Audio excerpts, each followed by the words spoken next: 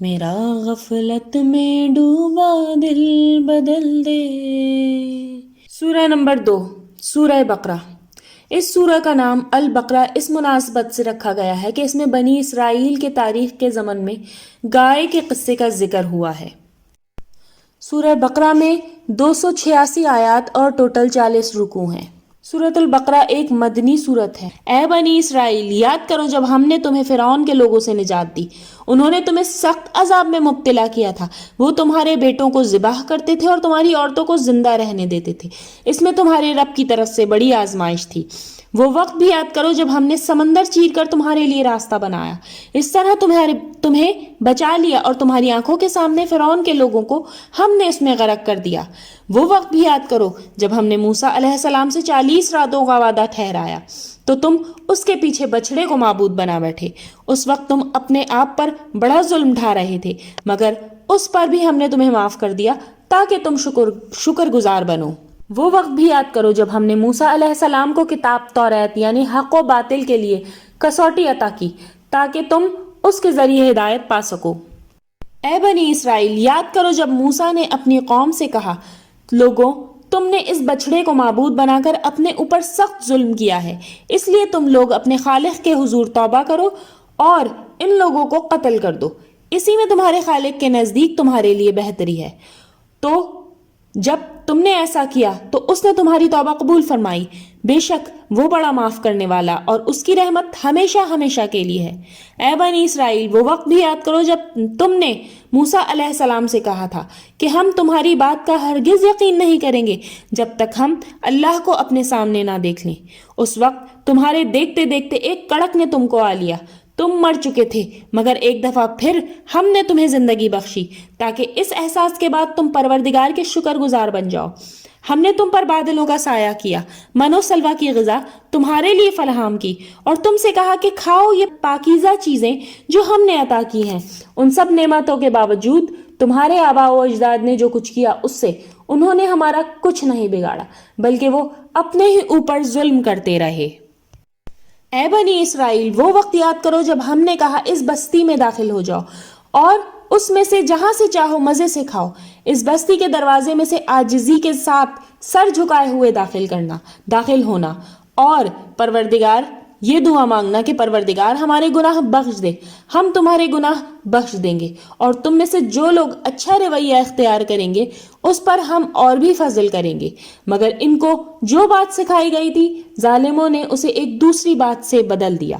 آخرکار ہم نے ظلم کرنے والوں پر آسمان سے عذاب نازل کیا، یہ ان کی نافرمانی کی سزا تھی۔ اے بنی اسرائیل، وہ وقت بھی یاد کرو جب موسیٰ نے اپنی قوم کے لیے پانی کی دعا کی تو ہم نے کہا اس چٹان پر اپنا عصا مارو، چنانچہ اس چٹان میں سے 12 چشمے نکلے۔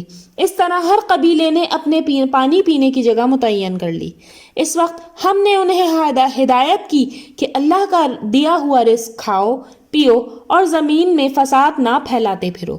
اے بنی اسرائیل، یاد کرو جب تم نے کہا اے موسیٰ، ہم ایک ہی کھانے پر ہرگز صبر نہیں کریں گے، سو ہمارے لیے اپنے رب سے دعا کیجئے کہ وہ ہمارے لیے زمین کی پیداوار یعنی سبزی، ککڑی، لہسن، مسور اور پیاز پیدا کرے۔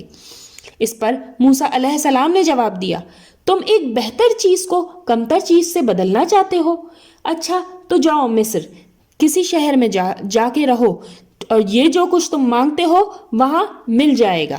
وہ ایسی ہی بدعمالیاں کرتے رہے حتیٰ کہ نوبت یہاں تک آ پہنچی کہ ان پر ذلت اور محتاجی مسلط کر دی گئی اور وہ اللہ کے غضب میں گھر گئے۔ یہ نتیجہ تھا اس بات کا کہ وہ اللہ کی آیات سے کفر کرنے لگے اور پیغمبروں کو ناحق قتل کرنے لگے۔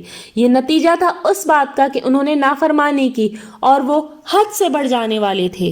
یقیناً جو لوگ اس نبی صلی اللہ علیہ وآلہ وسلم پر ایمان لے آئے اور جو یہودی ہوئے یا نصارہ ہوئے اور صحابی کہلائے، ان میں سے جن لوگوں نے بھی اللہ اور قیامت کے دن کو مانا اور نیک عمل کیا، اس کا اجر ان کے رب کے پاس محفوظ ہے اور قیامت کے دن ان کو کوئی اندیشہ اور غم نہیں ہوگا۔ اے بنی اسرائیل، یاد کرو وہ وقت جب ہم نے کوہ طور کو تم پر اٹھا کر تم سے پختہ عہد لیا تھا کہ اس کتاب کو مضبوطی سے تھامے رکھو اور جو ہدایت اس میں درج ہیں انہیں یاد رکھو، اس طرح تم تقویٰ کے راستے پر چل سکو گے۔ لیکن اس کے بعد بھی تم اپنے وعدے سے پھر گئے، اس کے باوجود اللہ کا فضل اور اس کی رحمت تمہارے ساتھ رہی، ورنہ تو تم کب کے تباہ ہو چکے ہوتے۔ اے بنی اسرائیل، ان لوگوں کا معاملہ بھی تمہیں معلوم ہے جنہوں نے ہفتے کے دن کے قانون کی بے حرمتی کی، اور ہم نے کہا جاؤ ذلیل بندر بن جاؤ۔ اس طرح ہم نے ان کے انجام کو گرد و پیش کے لوگوں کے لیے ایک نمونہ عبرت اور اللہ سے ڈرنے والوں کے لیے ذریعہ نصیحت بنا دیا۔ اے بنی اسرائیل، وہ واقعہ بھی یاد کرو جب موسیٰ نے اپنی قوم سے کہا اللہ تمہیں حکم دیتا ہے کہ ایک گائے ذبح کرو۔ وہ کہنے لگے کیا تم ہم سے مذاق کرتے ہو؟ موسیٰ علیہ السلام نے کہا میں اللہ کی پناہ مانگتا ہوں کہ اس طرح کا جاہل بن جاؤں۔ انہوں نے کہا اچھا اپنے رب سے درخواست کرو کہ ہمیں گائے کی کچھ تفصیل بتائے۔ موسیٰ علیہ السلام نے کہا اللہ کا ارشاد ہے وہ نہ بوڑھی ہو اور نہ بچیا ہو بلکہ اوسط عمر کی ہو، اب جاؤ اور وہ کرو جس کا تمہیں حکم دیا جا رہا ہے، بلکہ اوسط عمر کی ہو، اب جاؤ اور وہ کرو جس کا تمہیں حکم دیا جا رہا ہے۔ اس پر وہ کہنے لگے اپنے رب سے کہو یہ بھی بتائے کہ اس گائے کا رنگ کیسا ہو۔ موسیٰ علیہ السلام نے کہا اللہ فرماتا ہے کہ وہ ایسی سنہری اور خوش رنگ ہو کہ دیکھنے والوں کا جی خوش ہو جائے۔ اس پر انہوں نے دوبارہ پوچھا اپنے رب سے صاف صاف پوچھ کر بتاؤ کہ وہ گائے کیسی ہو، کیونکہ ہمیں اس میں کچھ شبہ پڑ رہا ہے، اللہ نے چاہا تو ہم اس کا پتہ پالیں گے۔ موسیٰ علیہ السلام نے جواب دیا اللہ کہتا ہے کہ وہ گائے ایسی ہو جس سے نہ محنت لی جاتی ہو اور نہ زمین جوتتی ہو اور نہ فصلوں کو پانی دیتی ہو، صحیح سالم اور بالکل بے داغ ہو۔ اس پر انہوں نے کہا ہاں اب تم نے واضح بات کی۔ پھر انہوں نے اس گائے کو ذبح کیا ورنہ وہ ایسا کرتے معلوم نہ ہوتے تھے۔ اے بنی اسرائیل، وہ واقعہ بھی یاد کرو جب تم نے ایک شخص کو قتل کیا، پھر جھوٹی قسمیں کھا کر اس کا الزام ایک دوسرے پر تھوپنے لگے۔ چنانچہ اللہ نے فیصلہ کر دیا کہ جو کچھ تم چھپا رہے وہ اسے کھول کر رکھ دے گا۔ چنانچہ ہم نے حکم دیا کہ مقتول کی لاش کو اسی ذبح شدہ گائے کا ایک ٹکڑا مار دو۔ اس سے وہ مردہ اتنی دیر کے لیے زندہ ہو گیا کہ اپنے قاتل کا نام بتا دے۔ اللہ اسی طرح مردوں کو زندہ کرے گا، وہ تمہیں اپنی نشانیاں دکھاتا ہے تاکہ تم سمجھ سے کام لو۔ اے بنی اسرائیل، ایسی نشانیاں دیکھنے کے بعد بھی تمہارے دل پتھر کی طرح سخت ہوتے گئے، بلکہ اس سے بھی زیادہ سخت، کیونکہ پتھروں میں سے ایسے بھی ہوتے ہیں جن سے نہریں پھوٹ نکلتی ہیں، ایسے پتھر بھی ہوتے ہیں جن میں سے چشمے بہہ نکلتے ہیں، اور ایسے بھی ہوتے ہیں جو اللہ کے خوف سے لرز کر گر پڑتے ہیں۔ اے بنی اسرائیل، جو کچھ تم کرتے رہے ہو اللہ اس سے بے خبر نہیں ہے۔ اے مسلمانوں، کیا تم ان بنی اسرائیل کے گمراہ لوگوں سے یہ توقع رکھتے ہو کہ یہ تمہاری بات مان لیں گے؟ حالانکہ ان میں سے ایک گروہ کا طریقہ یہ رہا ہے کہ اس نے اللہ کا کلام سننے اور اسے اچھی طرح سمجھ لینے کے بعد جان بوجھ کر اس میں تحریف کی۔ ان کے یہ علماء جب مسلمانوں سے ملتے ہیں تو کہتے ہیں کہ ہم بھی مومن ہیں، اور جب آپس میں اکٹھے ہوتے ہیں تو ایک دوسرے کو خبردار کرتے ہیں۔ کیا تم ان مسلمانوں کو وہ باتیں بتاتے ہو جو اللہ نے تم پر واضح کی ہیں کہ وہ اس کی بنیاد پر تمہارے پروردگار کے پاس تمہارے خلاف بطور دلیل پیش کریں؟ کیا تم ناسمجھ ہو گئے ہو؟ کیا بنی اسرائیل کے یہ عالم نہیں جانتے کہ جو کچھ چھپاتے ہیں وہ جو کچھ ظاہر کرتے ہیں، اللہ ان سب باتوں سے باخبر ہے۔ ان میں سے ایک گروہ ان پڑھ لوگوں کا بھی ہے جو کتاب الہی کا کوئی علم تو رکھتے نہیں، بس اپنی بے بنیاد آرزوؤں اور امیدوں کو ہی کتاب الہی کا کہا سمجھتے ہیں۔ یہ لوگ صرف اپنے گمانوں پر چلتے ہیں، پس تباہی اور ہلاکت ہے ان لوگوں کے لیے جو اپنے ہاتھوں سے شریعت تصنیف کرتے ہیں اور پھر دعویٰ کرتے ہیں کہ یہ اللہ کی جانب سے ہے تاکہ اس کے ذریعے تھوڑی سی قیمت حاصل کر لیں۔ ان کے ہاتھوں کی یہ تحریر بھی ان کے لیے تباہی کا سامان ہے، اور یہ ان کی کمائی بھی ان کے لیے موجب ہلاکت ہے۔ یہ دعویٰ کرتے ہیں کہ گنتی کے چند دنوں کے علاوہ ان کو دوزخ کی آگ ہرگز نہیں چھونے والی۔ اے نبی صلی اللہ علیہ وآلہ وسلم، ان سے پوچھو کیا تم نے اس کے ضمن میں اللہ سے کوئی وعدہ لیا ہے جس کی خلاف ورزی وہ نہیں کر سکتا، یا تم اللہ پر ایسی تہمت باندھ رہے ہو جس کے بارے میں تم کچھ نہیں جانتے؟ البتہ جن لوگوں نے بھی بدی کمائی اور اپنی برائی کے چکر میں مستقل پڑے رہے وہی دوزخ والے ہیں جو اس میں ہمیشہ رہیں گے، اور جو لوگ ایمان لے آئے اور انہوں نے نیک عمل کیے وہی جنتی ہیں اور ہمیشہ اس میں رہیں گے۔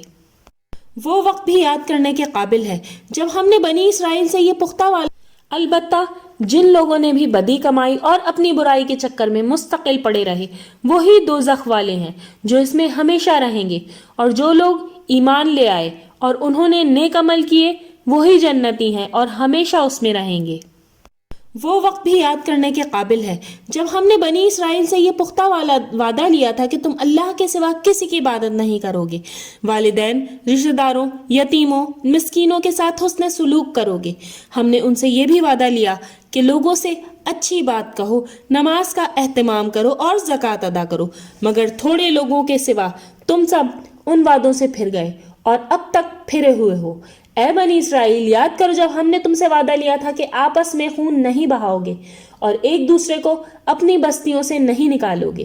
تم نے ان باتوں کا اقرار کیا تھا اور تم خود اس کے گواہ ہو، مگر آج وہی تم ہو کہ اپنے بھائی بندوں کو قتل کرتے ہو، اپنی برادری کے لوگوں کو اپنی بستیوں سے نکالتے ہو، پہلے اپنے ہی لوگوں کے خلاف حق تلفی اور ظلم کر کے ان کے دشمنوں کی مدد کرتے ہو، اور پھر جب تمہارے اپنے لوگ تمہارے پاس قیدی بن کر آتے ہیں تو ان کا تاوان دے کر انہیں چھڑاتے ہو، حالانکہ ان کا نکالنا ہی سرے سے تمہارے لیے جائز نہ تھا۔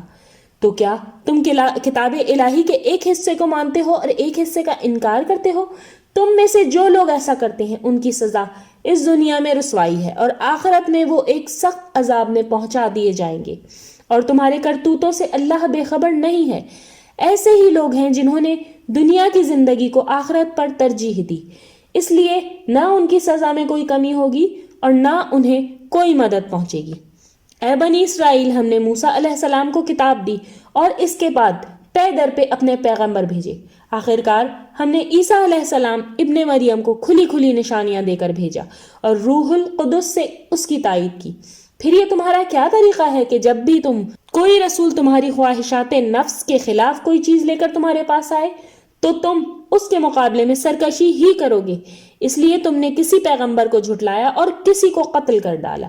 یہ لوگ کہتے تھے کہ ہمارے دلوں پر غلاف ہیں، نہیں، یوں نہیں ہے، بلکہ ان کے اس اقرار کے سبب سے اللہ نے ان کو اپنی رحمت سے دور کر دیا ہے، اس لیے اب ان میں سے ایمان لانے والے کم ہی ہیں۔ اور جب ان کے پاس اللہ کی طرف سے ایک اور کتاب آ گئی ہے ان کے عین مطابق جو ان کی کتابوں میں موجود ہے، اس کتاب الہی یعنی قرآن مجید کی آمد سے پہلے یہ لوگ اس کے حوالے سے اپنے دین کا انکار کرنے والوں کے مقابلے میں فتح و نصرت کی دعائیں مانگا کرتے تھے، مگر جب یہ کتاب الہی یعنی قرآن مجید آ گیا جسے یہ لوگ خوب پہچان بھی گئے ہیں تو انہوں نے اسے ماننے سے انکار کر دیا۔ اللہ کی